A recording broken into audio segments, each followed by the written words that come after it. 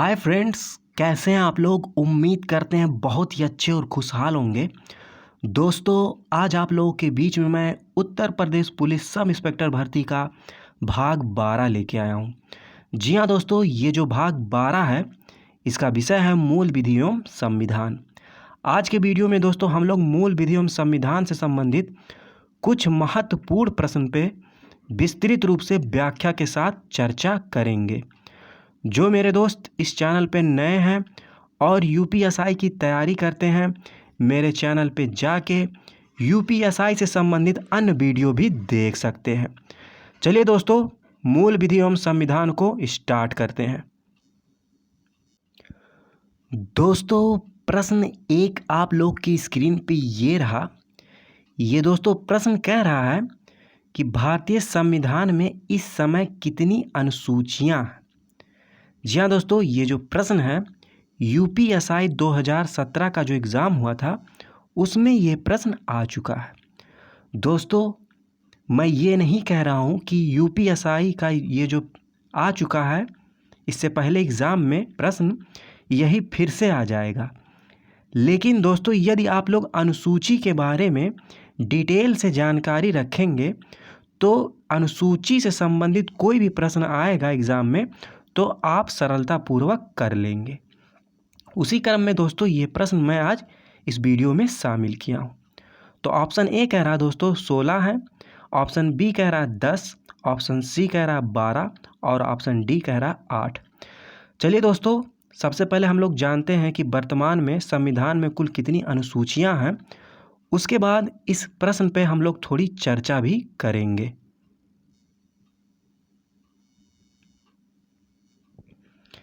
जी हाँ दोस्तों, प्रश्न 1 का राइट आंसर हो जाएगा ऑप्शन सी, यानी कि वर्तमान संविधान में जो कुल अनुसूचियां हैं उनकी संख्या है 12।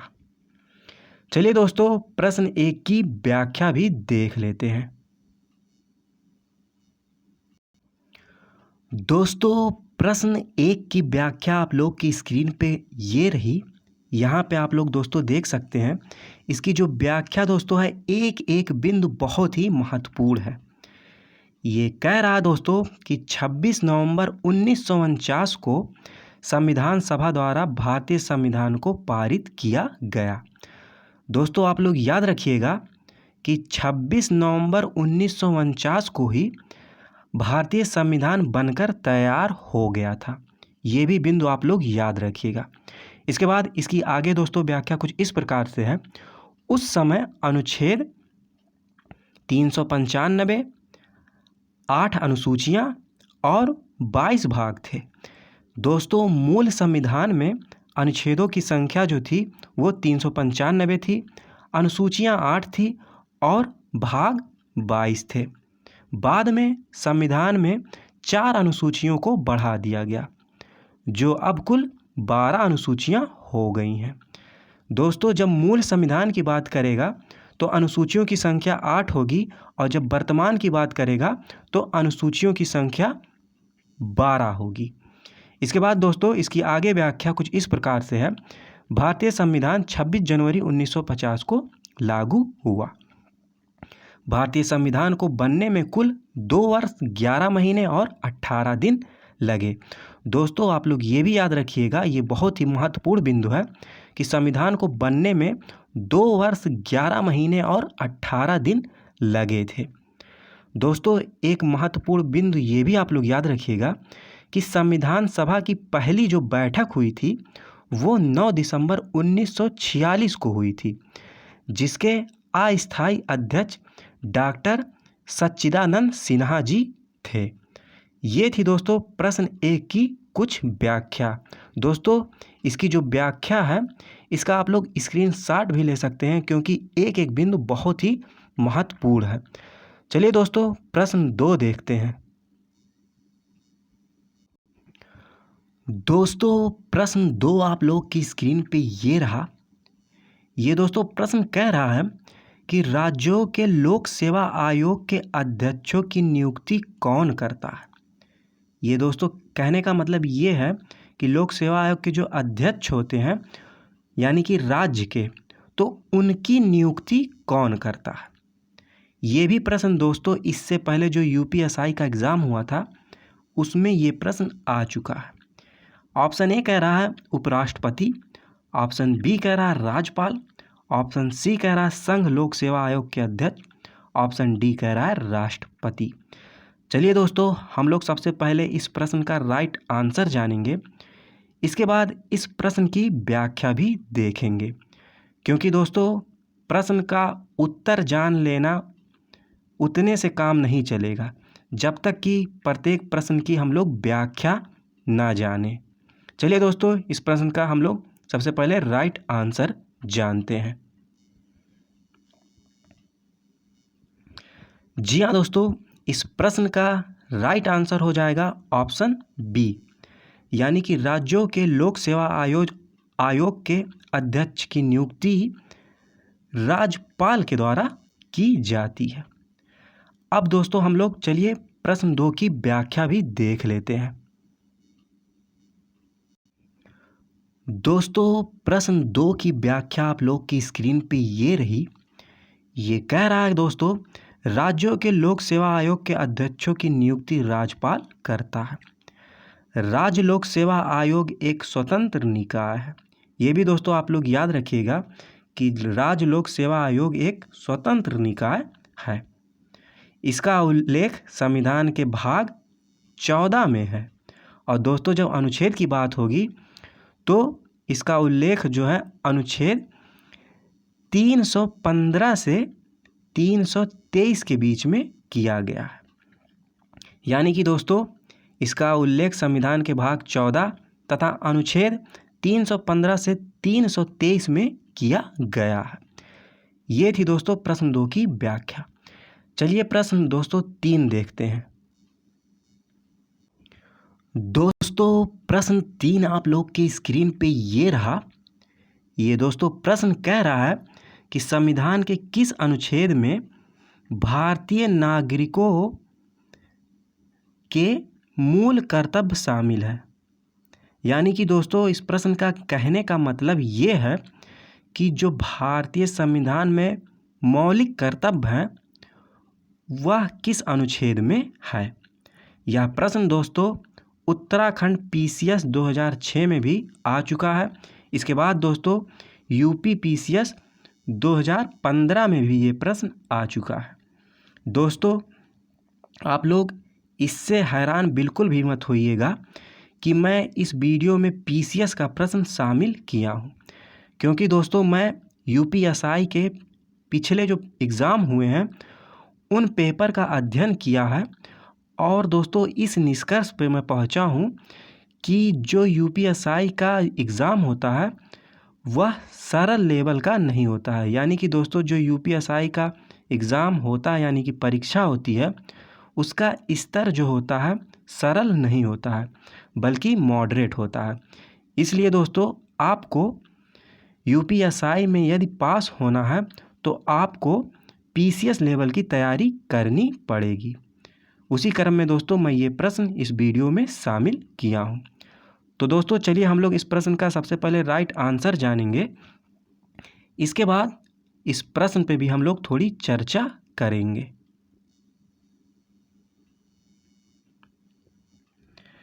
जी हाँ दोस्तों, प्रश्न 3 का राइट आंसर हो जाएगा ऑप्शन नंबर सी, यानी कि दोस्तों मौलिक कर्तव्य का संबंध अनुच्छेद 51 का से है। चलिए दोस्तों प्रश्न 3 की व्याख्या भी देख लेते हैं। दोस्तों प्रश्न 3 की व्याख्या आप लोग की स्क्रीन पे ये रही, आप लोग यहाँ पे देख सकते हैं। ये दोस्तों कह रहा है कि भारत के संविधान में आरंभ में नागरिकों के लिए मूल कर्तव्यों का उल्लेख नहीं था।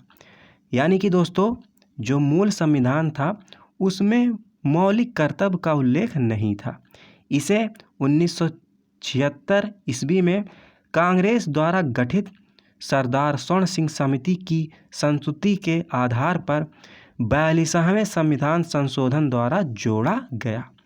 जी हाँ दोस्तों, मौलिक कर्तव्य को संविधान में संशोधन के बाद 42वें संशोधन द्वारा जोड़ा गया था। कौन सी समिति थी दोस्तों, ये भी आप लोग याद रखिएगा। उस समिति का नाम है सरदार सोनसिंह समिति। ये बहुत ही इंपॉर्टेंट प्रश्न है दोस्तों। इसके बाद दोस्तों इसकी आगे व्याख्या कुछ इस प्रकार से है। मूल कर्तव्य का उल्लेख अनुच्छेद 51 का में किया गया है। दोस्तों आप लोग ये भी याद रखिएगा, कभी कभी प्रश्न पूछता है कि भारत का जो मूल कर्तव्य है वह किस देश के संविधान से लिया गया है। तो दोस्तों आप लोग याद रखिएगा कि जो मूल कर्तव्य है वो सोवियत संघ रूस से लिया गया है। चलिए दोस्तों प्रश्न 4 देखते हैं। दोस्तों प्रश्न 4 आप लोग की स्क्रीन पे ये रहा। ये दोस्तों जो प्रश्न आप लोग को स्क्रीन पे दिख रहा है ये करंट अफेयर का प्रश्न है, लेकिन दोस्तों इस तरह के भी प्रश्न यूपीएसआई के एग्ज़ाम में पूछे जाते हैं। जैसे दोस्तों ये प्रश्न कह रहा है कि वर्तमान में दिल्ली के उपराज्यपाल कौन हैं। ऑप्शन ए है मनोज सिन्हा, ऑप्शन बी है किरण बेदी, ऑप्शन सी है राधा कृष्ण माथुर और ऑप्शन डी कह रहा है अनिल बैजल। चलिए दोस्तों हम लोग प्रश्न 4 का राइट आंसर जानते हैं। इसके बाद इस प्रश्न पे थोड़ी हम लोग चर्चा भी करेंगे। जी हाँ दोस्तों, प्रश्न 4 का राइट आंसर हो जाएगा ऑप्शन नंबर डी, यानी कि वर्तमान में दिल्ली के जो उपराज्यपाल हैं उनका नाम है अनिल बैजल। चलिए दोस्तों प्रश्न 4 की व्याख्या भी देख लेते हैं। दोस्तों प्रश्न 4 की व्याख्या आप लोग की स्क्रीन पे ये रही। ये कह रहा दोस्तों कि वर्तमान में दिल्ली के उपराज्यपाल श्री अनिल बैजल हैं, जबकि मनोज सिन्हा जम्मू कश्मीर के और राधा कृष्ण माथुर लद्दाख के वर्तमान उपराज्यपाल हैं। दोस्तों ये सभी जो बिंदु हैं बहुत ही इम्पॉर्टेंट है। ज़रूरी नहीं है कि एग्ज़ाम में दिल्ली के ही उपराज्यपाल का ही पूछा जाए। यदि पूछ लेगा जम्मू कश्मीर के उपराज्यपाल कौन है तो उसका राइट आंसर होगा मनोज सिन्हा। यदि पूछेगा दोस्तों लद्दाख के वर्तमान उपराज्यपाल कौन है तो उसका राइट आंसर होगा राधा कृष्ण माथुर। चलिए दोस्तों प्रश्न 5 देखते हैं। दोस्तों प्रश्न 5 आप लोग की स्क्रीन पे ये रहा। ये दोस्तों प्रश्न जो है बहुत ही इम्पोर्टेंट प्रश्न है। ये कह रहा दोस्तों कि राज्य की विधान परिषद को समाप्त करने का अधिकार किसके पास है। दोस्तों ये जो प्रश्न है इससे पहले यूपीएसआई एग्ज़ाम 2017 में भी आ चुका है। इसका ऑप्शन ए है राष्ट्रपति, ऑप्शन बी है प्रधानमंत्री, ऑप्शन सी है संसद और ऑप्शन डी है उस राज्य की विधानसभा। चलिए दोस्तों हम लोग जानते हैं कि राज्य की विधान परिषद को समाप्त करने का अधिकार किसके पास है। इसके बाद इस प्रश्न पे हम लोग थोड़ी चर्चा भी करेंगे।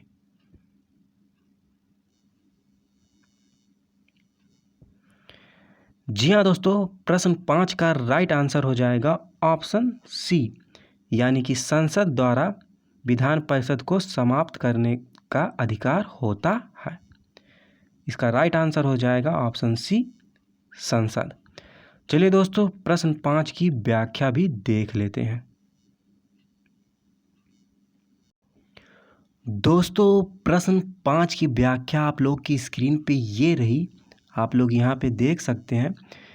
ये कह रहा है कि भारतीय संविधान के अनुच्छेद 169 में उल्लेखित किया गया है कि विधान परिषद के सृजन का अधिकार संसद को दिया गया है तथा इसके विघटन का भी अधिकार संसद को दिया गया है।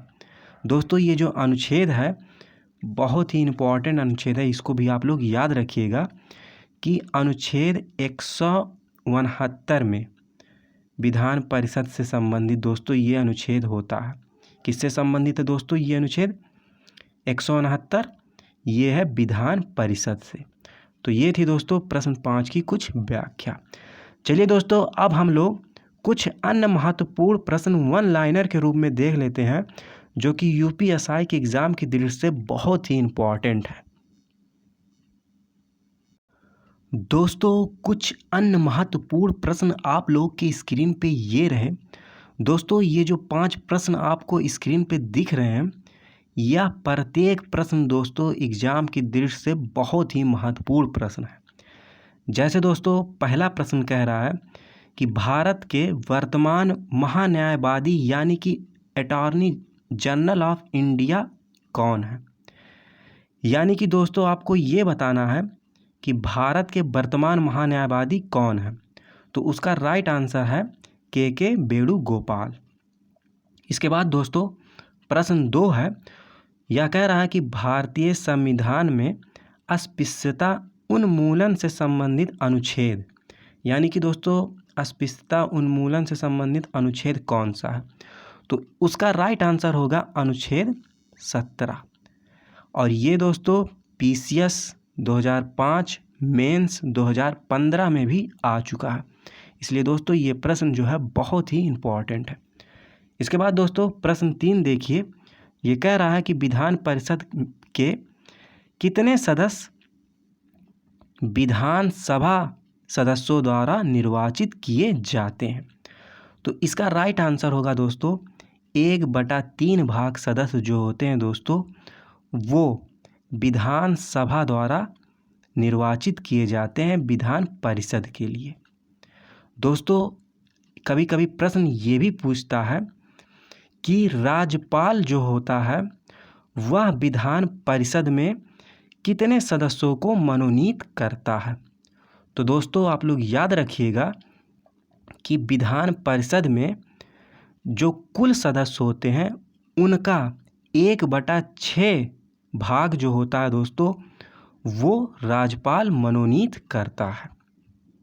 यानी कि दोस्तों विधानसभा से 1/3 भाग और राज्यपाल द्वारा जो मनोनीत होते हैं वो 1/6 भाग होता है। प्रश्न दोस्तों 4 देखिए, ये भी बहुत ही इम्पोर्टेंट है। ये कह रहा है दोस्तों कि 11वीं अनुसूची का संबंध है, यानी कि दोस्तों जो कुल अनुसूचियां हैं यानी कि जो 12 अनुसूचियां हैं उसमें से 11वीं अनुसूची का संबंध किससे है। तो उसका संबंध है पंचायती राज व्यवस्था से। इसके बाद दोस्तों प्रश्न 5, ये इस वीडियो का दोस्तों प्रश्न लास्ट है। ये कह रहा दोस्तों कि भारतीय दंड संहिता की धारा 375 और 376 का विषय है।